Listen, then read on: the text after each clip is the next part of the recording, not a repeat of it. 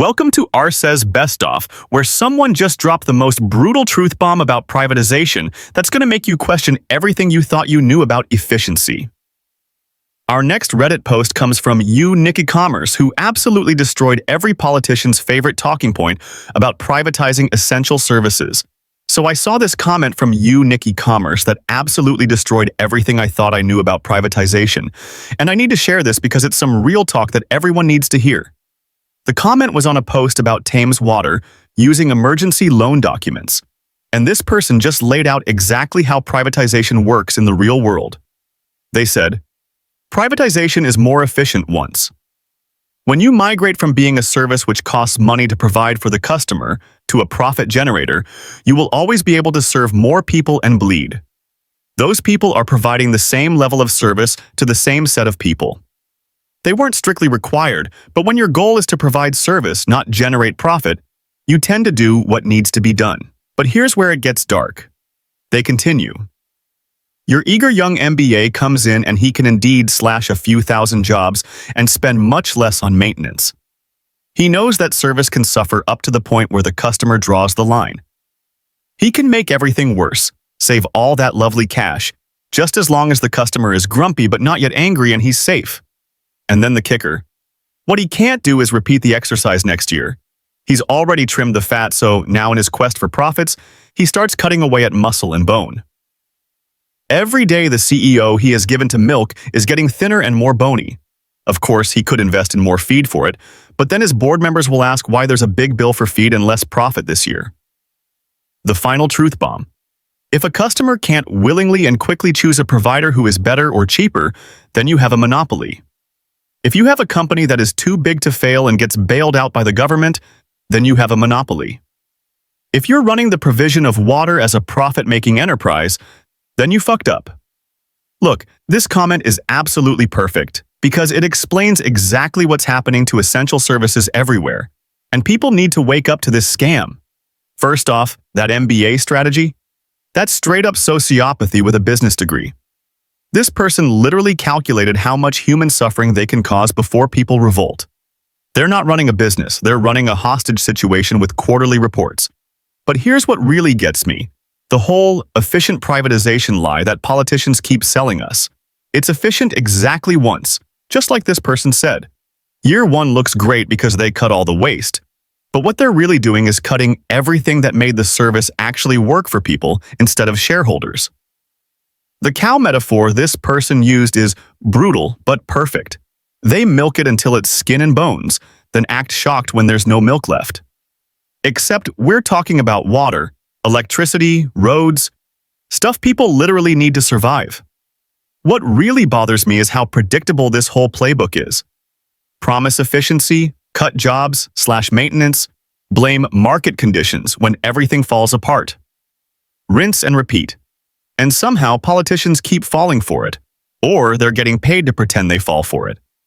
The monopoly point hits different because it's so obvious once you think about it. You can't exactly boycott water when you're thirsty, can you?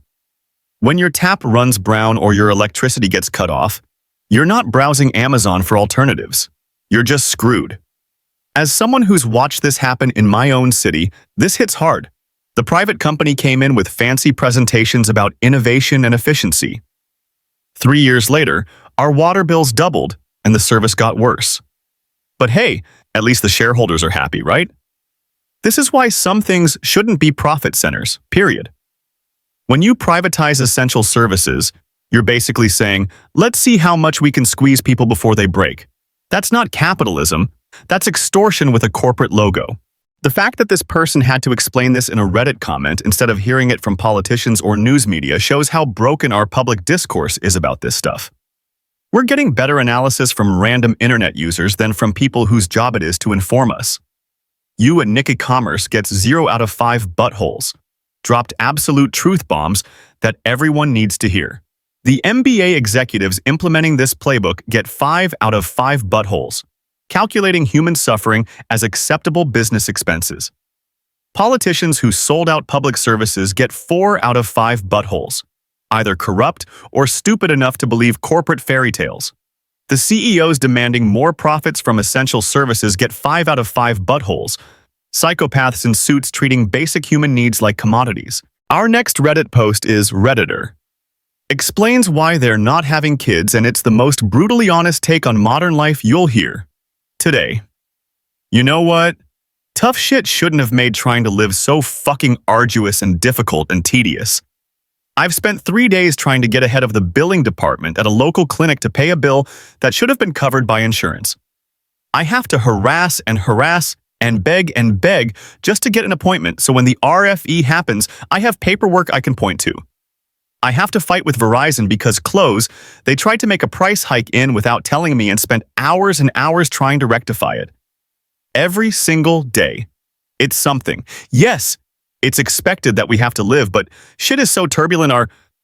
We've created an obnoxious world with these fucking tasks designed to bleed us all dry when we finally get tired and give up. I'm not bringing a child into this world as a stupid fucking obstacle course with a million pay-per-play barriers. Why would I do that to bring a child into this, knowing shit?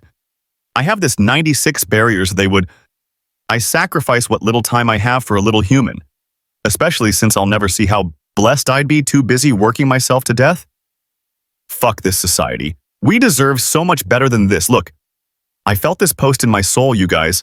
Like OP just laid out the entire modern existence experience in one brutal rant. And honestly, they're not wrong about any of it. Yo, can we talk about how they spent 3 days fighting with a billing department? 3 days. That's not living. That's surviving in an administrative hellscape. And then immediately after that victory, Verizon comes in with the sneak attack price hike. It's like the universe is playing whack-a-mole with your sanity.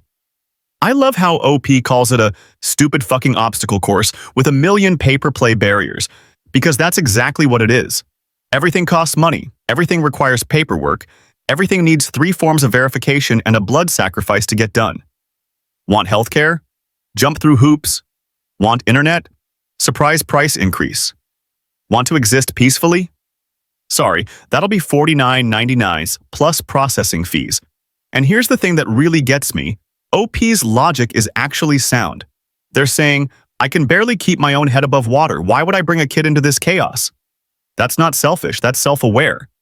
That's looking at the world and going, nah, I'm not putting another human through this meat grinder. As someone who's dealt with insurance companies, I can tell you they're designed to wear you down. They're literally banking on you giving up because the process is so exhausting. It's psychological warfare disguised as customer service. But what really hits me is that last line, we deserve so much better than this. Because we do. We've normalized this insane level of bureaucratic torture as just adulting, when really it's a system designed to drain every ounce of joy out of basic existence. OP's not being dramatic here. They're being realistic about what it means to be alive in 2024. When just paying bills becomes a part-time job, when every interaction with a company feels like a battle, when you're too exhausted from basic survival to actually live. Yeah, maybe bringing kids into that equation isn't the move. The raw honesty in this post is refreshing. No sugarcoating, no it gets better platitudes. Just straight up, this sucks, and I'm not inflicting it on anyone else. OP, Yo 5 buttholes. Speaking uncomfortable truths about modern life. Insurance companies. 5 buttholes. Professional soul crushers. Verizon. 4 buttholes. Sneaky price hikes are peak corporate BS society in general. 3 buttholes.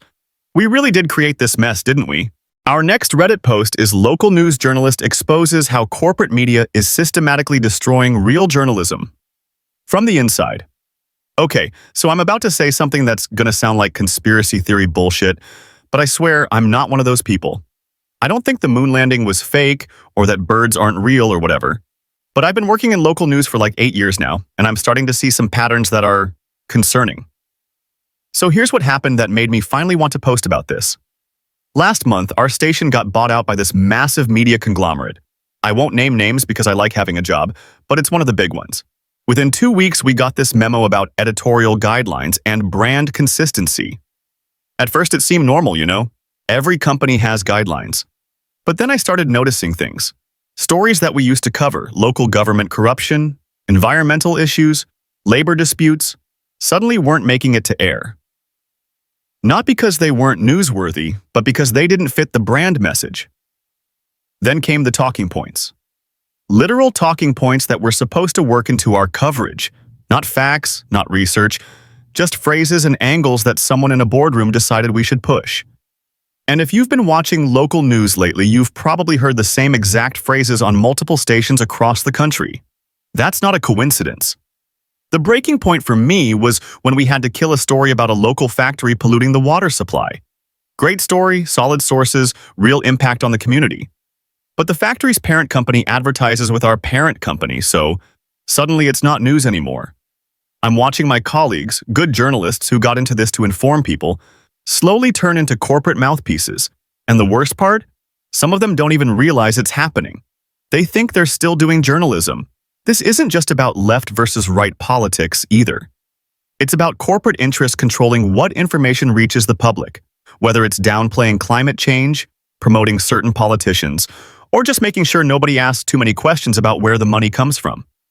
I keep thinking about all the stories we're not telling, all the corruption we're not exposing, all the communities we're failing because some executive decided it wasn't profitable enough to care about the truth.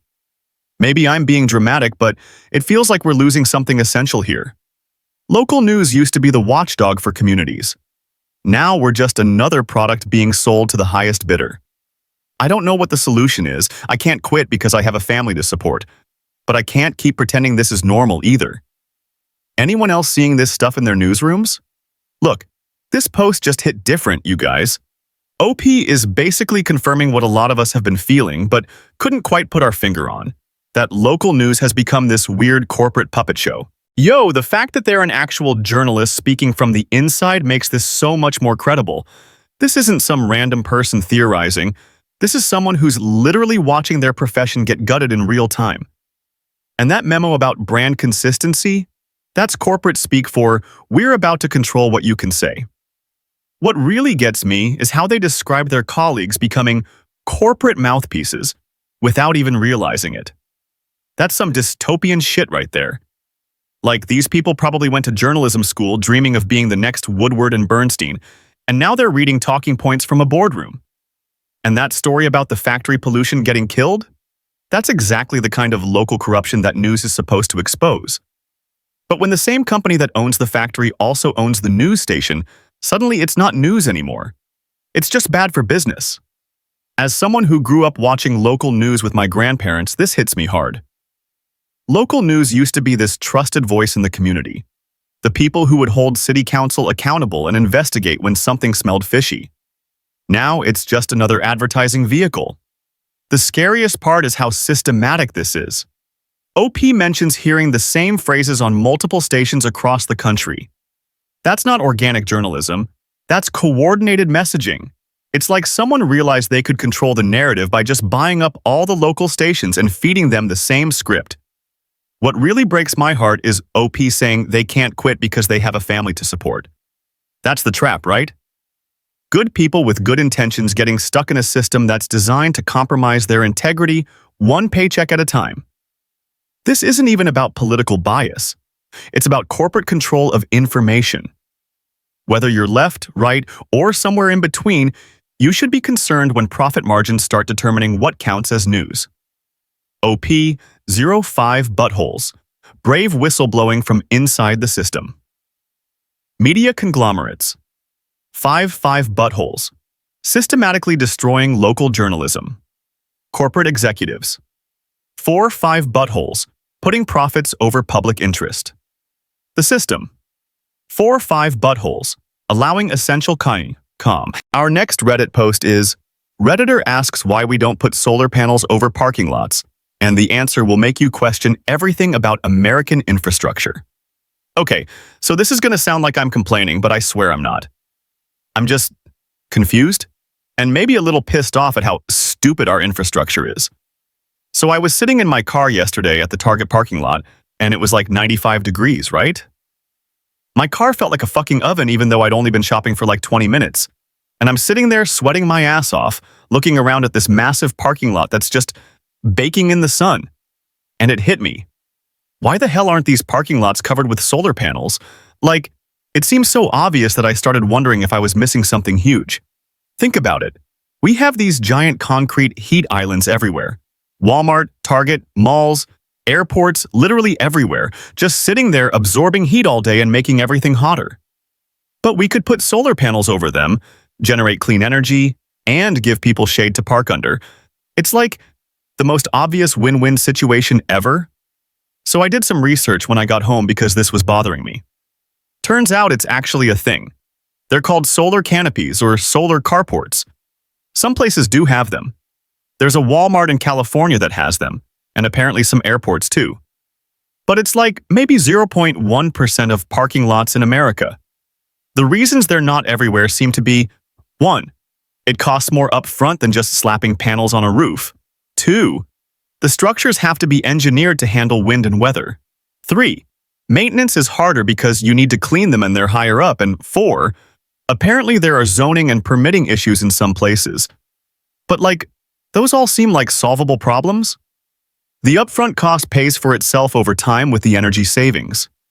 The engineering exists. We're not trying to build a space elevator here. And the maintenance thing is just hire people to maintain them? I keep thinking about how we're always talking about climate change and energy independence, but we're literally sitting on millions of acres of unused airspace above parking lots. It's like we're ignoring the most obvious solution because it requires thinking slightly outside the box. And don't get me started on how much cooler our cars would be if we weren't parking them in direct sunlight all day. My steering wheel was so hot yesterday I needed oven mitts. Maybe I'm being naive, but this feels like one of those things where the solution is staring us right in the face and we're just not doing it. What am I missing here? Look, OP just asked the question that literally everyone has thought about at some point, and I'm here for it. We've all been in that Target parking lot feeling like we're slowly being cooked alive, wondering why the hell we live like this. Yo, the fact that OP did actual research instead of just complaining makes this even better. They went from why is my car a furnace to here's the specific engineering and economic reasons why we can't have nice things. That's some quality problem solving right there. And honestly, everything they found makes sense but also makes me mad. Yeah, it costs more upfront, but so does literally every infrastructure improvement ever. We figured out how to build massive interstate highways and put a man on the moon, but covering parking lots with solar panels is too complicated? The maintenance argument kills me. Oh no, we'd have to clean them and they're high up. Welcome to literally every other piece of infrastructure genius. We maintain traffic lights, we maintain billboards, we maintain those giant signs at gas stations, but solar panels? That's where we draw the line? As someone who's lived in Phoenix, I can tell you that parking lot shade is not just nice to have. It's a matter of survival. Your car becomes a literal death trap in the summer. I've seen people use oven mitts to touch their steering wheels, and that's not a joke. But here's what really gets me. We're sitting on this perfect solution for multiple problems at once. Climate change? Check. Energy independence? Check. Not dying of heat stroke in parking lots? Check. Reducing urban heat islands? Check. It's like finding a cheat code for civilization. The fact that only 0.1% of parking lots have these makes me think we're just fundamentally bad at connecting obvious dots. We love to complain about problems, but hate to implement solutions that require any actual effort or investment. OP's not. Our next Reddit post is Redditor finds old newspaper clipping about a fatal plane crash and discovers something absolutely disturbing about how media profits from tragedy. So I need to share this because it's been eating at me for days and I honestly don't know how to process it. I was cleaning out my grandfather's attic last month. He passed away in December, and we're finally getting around to sorting through his stuff. Found this old scrapbook he kept, and tucked inside was this newspaper clipping from 1979. The headline caught my eye. Local plane crashes in storm, 2 dead. My grandfather never mentioned anything about a plane crash, so I was curious. The article was about this small Cessna that went down during a thunderstorm about 20 miles from his farm. Pilot was a 34-year-old guy named Mark Stevens. Passenger was his wife, Sarah. They were flying back from their anniversary trip to Montreal. But here's the thing that's been fucking with my head. I started actually reading the article, and I noticed something weird about the layout. Really weird. Surrounding the entire crash story were these ads. Not just any ads. Funeral home ads. Cremation services. Peaceful rest for your loved ones. Affordable burial options. One literally said, When tragedy strikes, we're here to help. At first, I thought maybe it was just a coincidence, you know? Newspapers gotta run ads wherever they fit, but then I really looked at it. This wasn't random placement. Someone deliberately arranged these death-related advertisements around a story about two people dying in a plane crash. I kept staring at this clipping, and it just felt so predatory. Like, imagine being Mark and Sarah's families, picking up the paper to read about their loved ones, and being immediately bombarded with funeral home advertisements. While they're processing their grief, someone's actively trying to sell them cremation services. The more I thought about it, the more disturbed I got. This wasn't just poor editorial judgment. This was calculated. Someone looked at a tragedy and saw dollar signs. They weaponized this couple's death to generate business for funeral homes. I posted the scan on R Aviation asking if anyone knew about this crash, and this user, Oliver the Chimp, pointed out the exact same thing I'd noticed. He called it ghoulish advertising, and honestly, that's exactly what it is. I've been trying to find out more about Mark and Sarah Stevens, but there's not much online from 1979. All I know is they were young, they were celebrating their anniversary, and they died in a storm. And somehow their tragedy became a marketing opportunity. Maybe I'm overthinking this, but it's made me really cynical about how we handle death in the media. Like, we're still doing this shit today, just more subtly. Every mass shooting, every natural disaster, within hours there are people figuring out how to profit from it. I don't know. I just needed to get this off my chest. R.I.P. Mark and Sarah Stevens. You deserved better than being turned into an advertisement. Yo, this post just hit me like a freight train, you guys. OP starts with a simple attic cleaning story and ends up uncovering this absolutely ghoulish example of how newspapers used to monetize human suffering.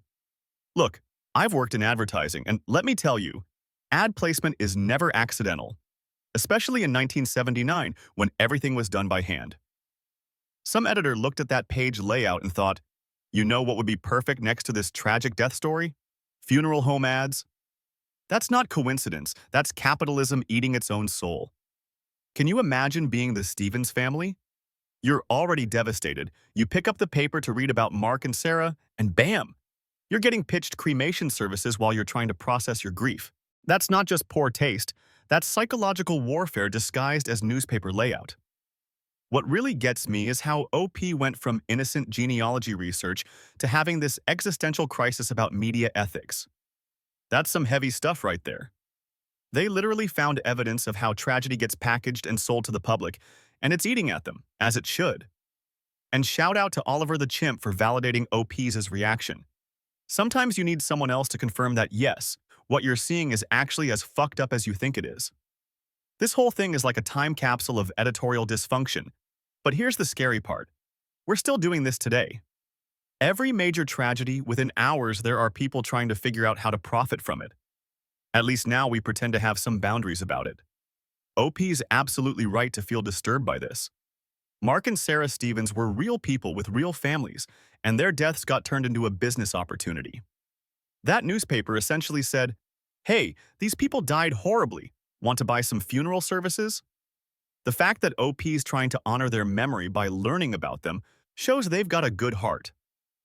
Sometimes when you dig into the past, you find stuff that makes you question everything about how we handle death and suffering as a society. OP05 buttholes. Asking the right questions and showing proper respect for the victims. Oliver the Chimp, UP5 buttholes, called out the ghoulish behavior appropriately, 1979.